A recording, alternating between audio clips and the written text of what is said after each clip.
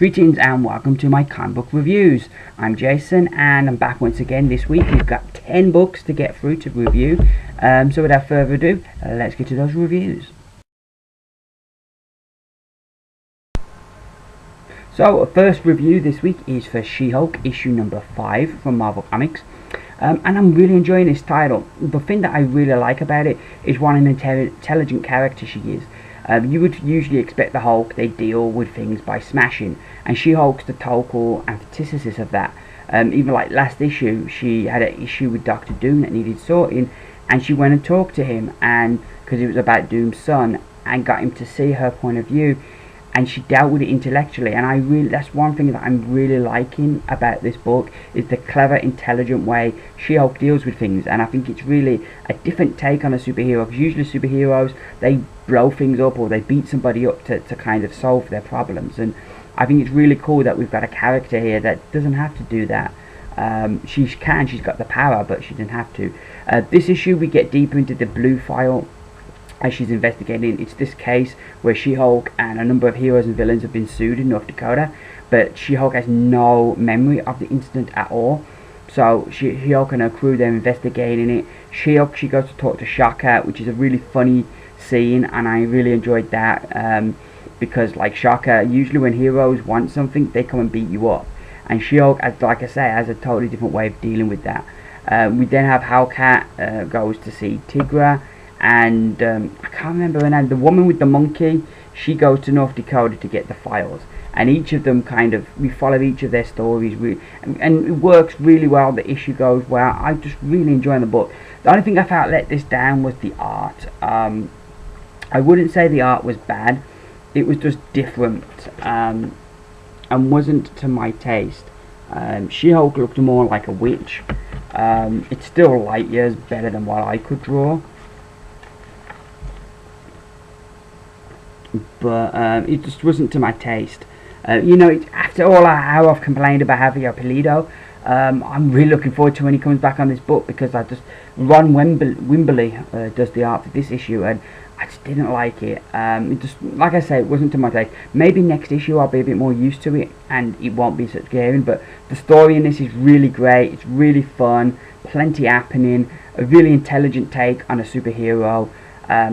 Let down by the art. I'd give She-Hulk issue number 5 4 stars out of 5. So next up we have Star Wars issue number 18 from Dark Horse Comics, and this issue is a bit of a mixed bag. On the one hand, it wraps up this current story arc really nicely.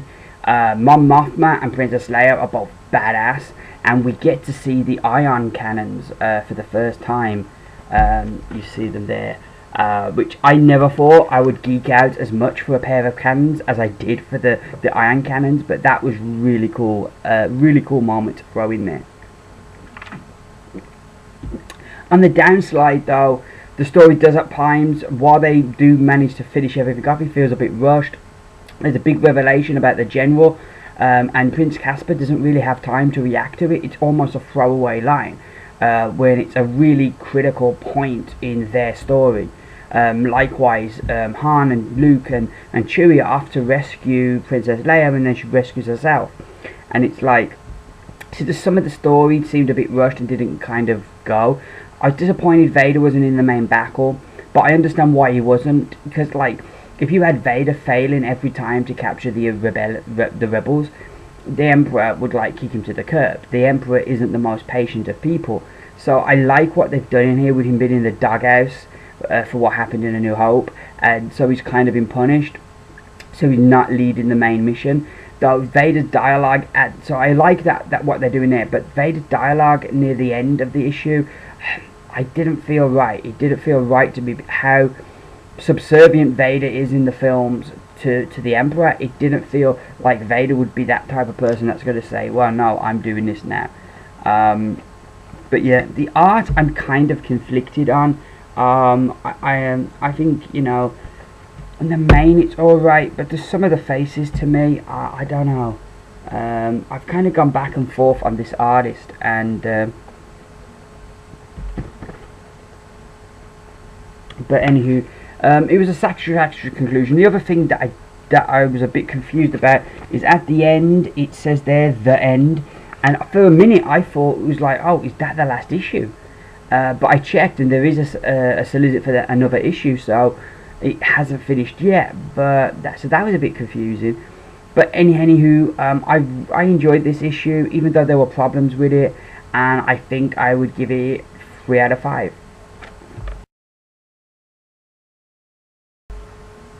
So next up we have Deadly Hands of Kung Fu from Marvel Comics. This is a 4-part miniseries, and this is issue number 2.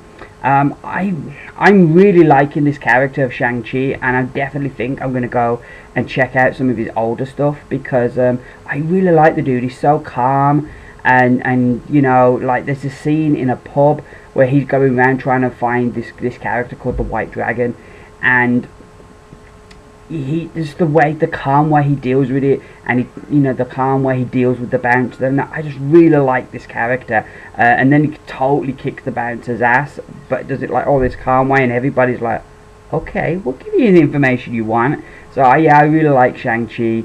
The book as well, it's got that kind of vibe of those old style kung fu movies from the 70s, 80s and 90s that I loved as a teenager. The dialogue at the end is like cheesy as hell, but it is just what I was wanting from this book. So you got Shang-Chi, he's going to this club where the White Dragon's going to be. He kicks in the door and he goes, "White Dragon, show yourself. I have come to make you answer for the death of Le Wu, sorry." And then you've got the White Dragon standing there all resplendent, and he says, "Here I am, Shang-Chi, but the only answers I give you lie at the bottom of a shallow grave." And like, insert evil laugh here. So yeah, I just love the dialogue, I love the story. It's just what I was expecting from the series, and I could understand how other people might not like it, think it's a bit too cheesy and predictable, but it was what I was wanting from this series, so I'm loving that. You do have a cameo in this issue that feels a bit forced and a bit random, so I didn't like that. And the art really hurts the book the most. The story I enjoyed, even though, like I said, a cameo felt a bit forced, but the art, you needed somebody on the book, and I can't think of anybody off the top of my head, but you needed somebody who can do great action, and the art on this book is not great at all. The story though, I loved. Shang-Chi's trying to find out who killed his former girlfriend, oh God, I cannot pronounce her name, Le Wu, and he runs into this character called the Skull Crusher, who's an old enemy of his, and turns out he had a thing going on with Wu as well. So, but like, Shang-Chi's determined to get to the bottom of this, and he believes the White Dragon's behind this. So it's really good seeing the things pieced together, all the different sides, and I'd be really interested in seeing a Deadly Hands of Kung Fu ongoing. But I don't think this is going to sell much, because just one look at the art would put most people off, and I couldn't blame them. So I give Deadly Hands of Kung Fu issue number 2 3 stars out of 5. So now I think this is our first DC book we reviewed this week. It is, of course, Green Lantern Corps issue number 32. And it is part 4 of the Uprising crossover with the main Green Lantern book. This issue, I really enjoyed this story. I loved the structure and the way it was set up, and the way we've got basically the Durlans who are behind this whole kind of uprising. They're going to take the bodies of these aliens from this planet called Draxa. I think it's Draxam. Yeah, Draxam. And when they're exposed to a yellow sun, they're supposed to have to kind of be really powerful. So the Durlans are going to get their bodies so that they can then beat the Green Lanterns. So John Stewart and his group of Lanterns go to this planet to warn them that the Durlans are coming. And then meanwhile, back on Mogo, we've got... let's see who we got. Salak. Salak is, as you can see there, he's trying to find a way that he can detect the Durlans, and we've got Daggle, who is a Durlan, the Green Lantern. He knocks out Salak, so you're thinking, oh my life, he's betraying the Lanterns. but he isn't, and he does something that's very painful to him, but that it leads to this one point where we find out what he's done, and then that leads to another reveal where the lanterns are, and it is just so cool how they pull all that off. It was just fantastic, a moment in the book. And yeah, so I'm really enjoying this series and this Uprising crossover. I'm really enjoying, and since Van Jensen came on the book and I started picking it up to give all the new creative teams a go, I'm really enjoying Green Lantern Corps. This is, you know, it's one of them, you know, underutilized, but not underutilized, the underappreciated books, because every month it's a good issue, it's a good story, and I'm really liking how they're writing John Stewart, and he's fast becoming neck and neck with my favourite Lantern, because he always was Hal Jordan was my favourite Lantern, but I'd say at the moment John Stewart's pretty neck and neck with him at the moment, because I really love how he's written in this.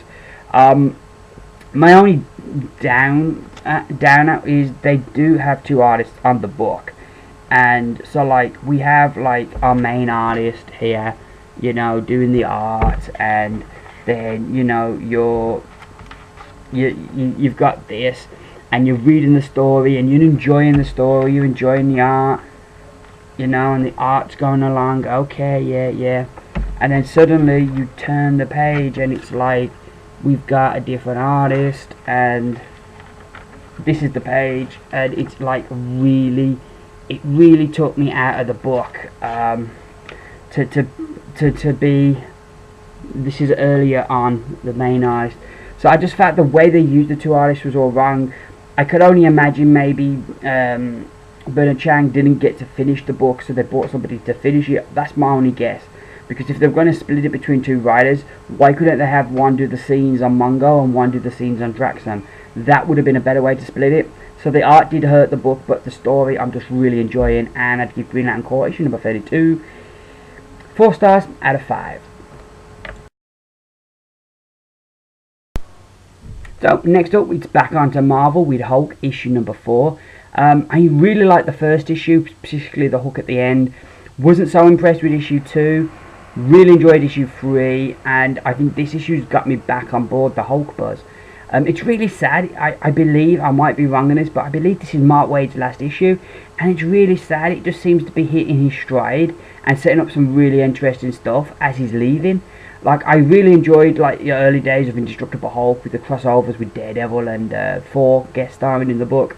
Thought those were some really fun stories, but it kind of got caught in continuity how with crossing over with these big events. That really hurt the book during the end of its run, and I just never really re-picked it back up after dropping it because I didn't want to read these crossovers. So yeah, I felt that really hurt his initial run. This run as well, you know, and I think the thing with the Hulk book for a while now is it's never had a consistent artist. You go back to Jason Aaron's run, and every issue seemed to have a different artist, and then, you know, Mark Waid comes on board, and again he goes through probably that run of Hulk. You had about maybe 5 different artists, maybe at least, and I think that really hurts a book, because I think a lot of the books that and there were always going to be exceptions, but I think a lot of times when you look at the best books that are out there, they usually have a consistent creative team, and that helps the book have a distinct look and a distinct feel. So yeah, and I think that's something that Hulk hasn't had for a long while. So yeah, but it's sad to see him go, but it's going to be interesting where they're going to go from here, because it really sets up interesting stuff up in here of how they deal with Hulk's problem of Bruce Banner being brain damaged. So I really like that, and how they dealt with that. The battle with the Abomination was really cool as well. I felt the arm, I feel this series I've felt a bit let down by the art from Bagley, because he's a very experienced artist, and you expect the dude to be, you know, to lay out these things really good, and I think there were some good moments in this issue, and I think his art is getting better, but I still don't think it's at top of the line Bagley here, but there were some better moments in this issue, and all in all, yeah, I enjoyed this one, and I'd give Hulk issue number 4 stars out of 5. So now it's back over to DC with the New 52 Futures End issue number 6. And I'm really enjoying this one. I think everything's beginning to come together now.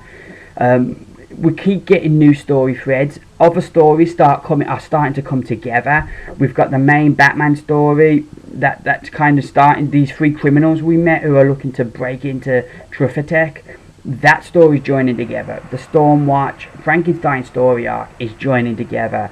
And other stories are kind of running into each other now, and I'm really enjoying that. Seeing this stuff kind of start joining together, as well as keep adding new stuff as well.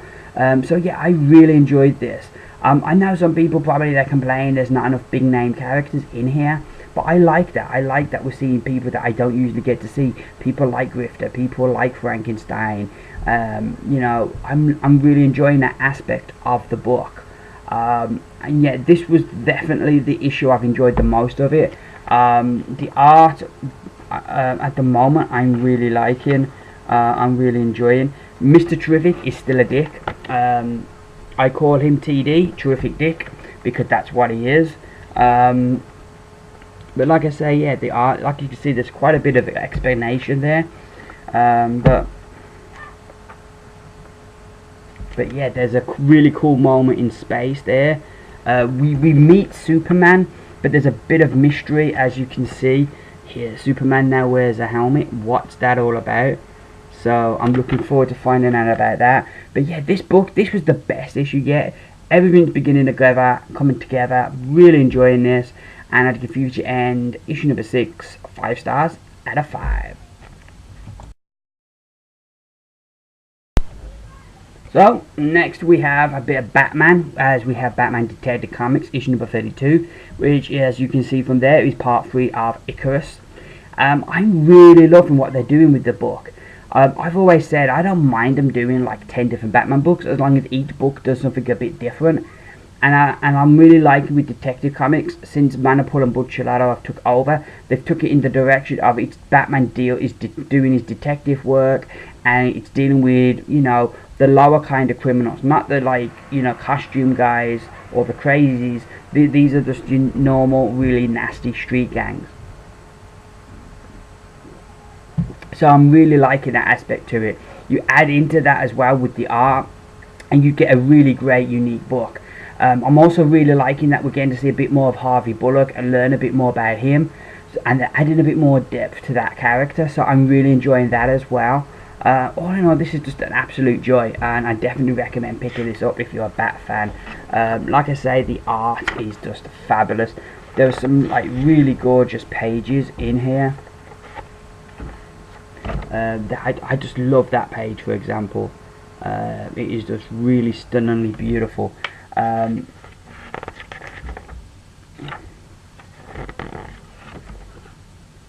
know, as you'd expect from this team. And like I say, here's a scene with Harvey Bullock that we don't get to see too often.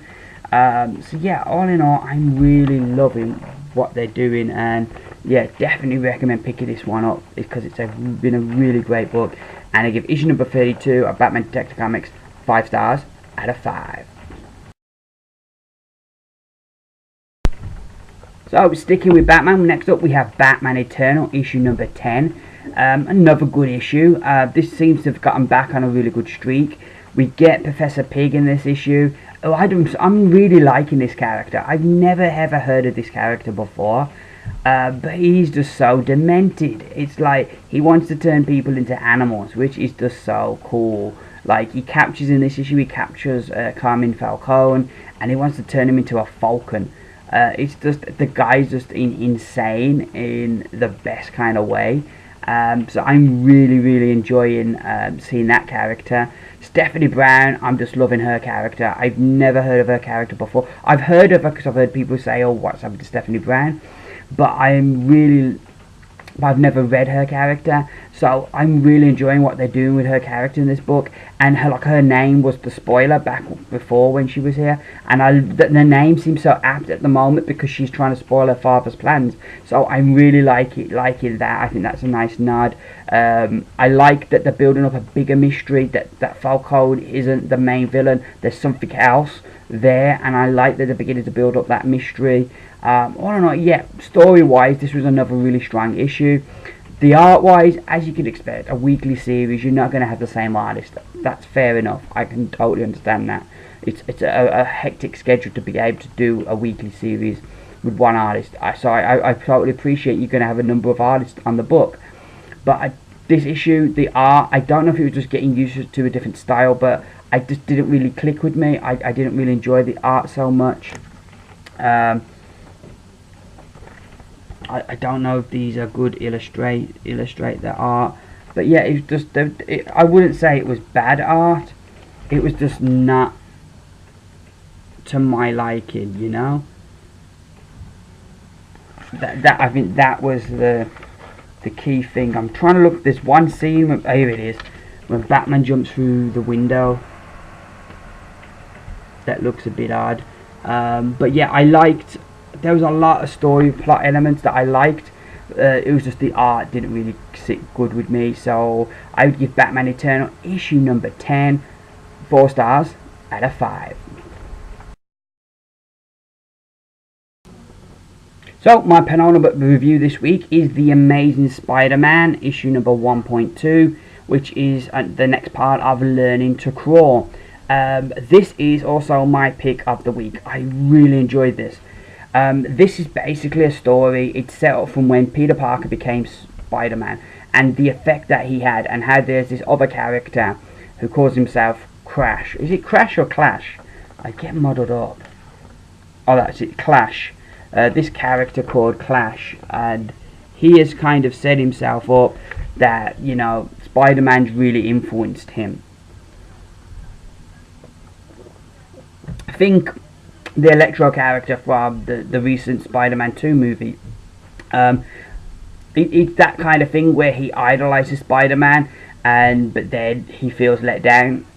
But we've got a whole story in here as well with Peter Parker, which is really cool. But the way Dan Slott writes it, the verbiage, it feels like of the time of the original Spider-Man books. Even the art has that same kind of vibe from them times. And I just really like that, just how they made it feel so much of the time it was written. But they do update things, like you've got computers in here, laptops in here, sorry, and mobile phones.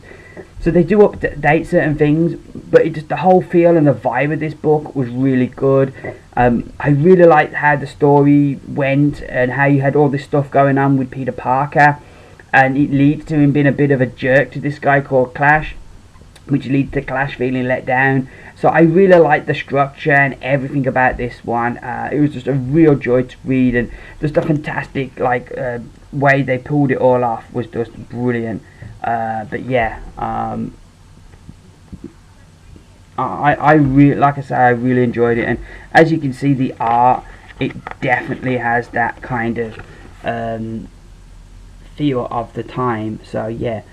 I really enjoyed this one, and like I say, Spider-Man, Amazing Spider-Man issue number 1.2, my pick of the week.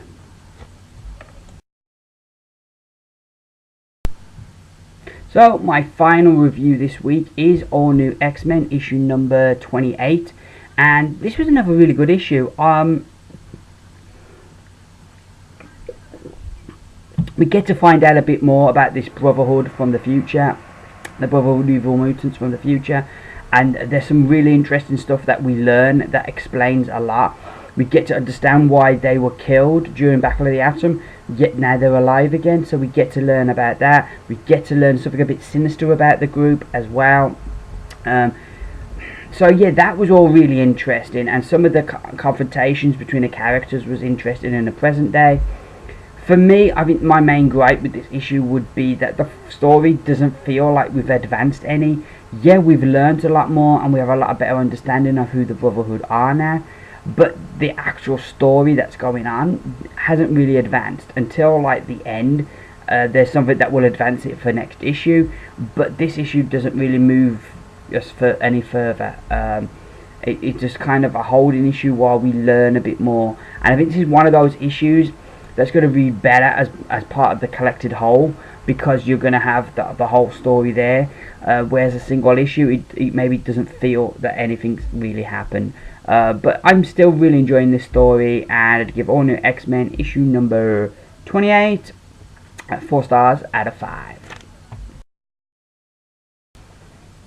So there you go, that's another set of reviews for another week. I will be back next weekend. Good. I'll be back next weekend with another review video. There'll be no haul video this Wednesday because I'm working. The one thing I did want to ask you all, if you don't mind, is could you let me know, would you be interested to see my haul videos even if they were a day late? Because at the moment I've got the thing of if I can film it and upload it on the Wednesday, I do one. If I can't, I don't do a haul video. But if I knew people would still be interested in a haul video, even if it was a day late, on the Thursday, I would probably do more of them because I could do that even when I'm at work. So please let me know in the comments below if that's something you'd still like to see them. Let me know so I can start doing them then. But I always think people want to see a haul video the day you've picked the books up, not like a day later. But so please let me know what you all feel. But anyway, yeah, I'll be back next weekend with another review video. I should be only picking up 8 books this week, so it's going to be a really light week for me.